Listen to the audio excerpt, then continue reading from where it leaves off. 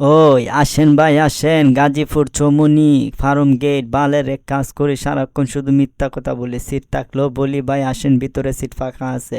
সুদনা নাম আমার আবার হেল্পার, ওই ফার থেকে ও ফার নাম আবার হেল্পার। ওরে বাবু রে, বালের হেল্পার, আমি গাজীপুর চৌমুনি যাইমু, তোমার বাসে সিট ফাঁকা আসেনি। তোমরা বুদার হেল্পার, বাসে তোলার সময় বলো বাসে সিট ফাঁকা আছে, পরে দেখা যায় বড়া, বাসে শ্বাস নেওয়ারও জায়গা থাকে না। না রে ভাই, গালি দিন কেন? বুড়া বয়সে সেটাই অনেক জোর আছে।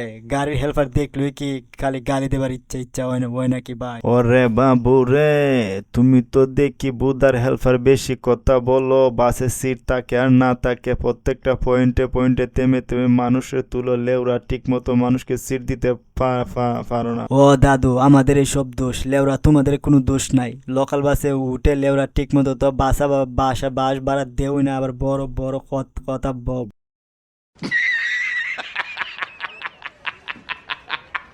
আমাদের কি কোনো কোনো লেওরা আত্মসম্মান বোধ নাই নাকি? আমরা হেল্পার বলি কি আমাদের আমাদের সাথে সব সময় বাজে ভাবে কথা বলতে হবে? আমরা হেল্পার না হয় মূর্খ, আপনারা যাতে তো শিক্ষিত, তাহলে বাসের ভাড়া 10 টাকার 5 টাকা দিয়ে দৌড় মারুন খেললে গিয়া। এ বাবু রে, আমি তো হেল্পার না, এত কিছু বুঝি না, তবে একটা জিনিসই বুঝি, তোমরা হেল্পার বেশি বেশি আফু ভাবি ইত্যাদি বেশি করে দেখো।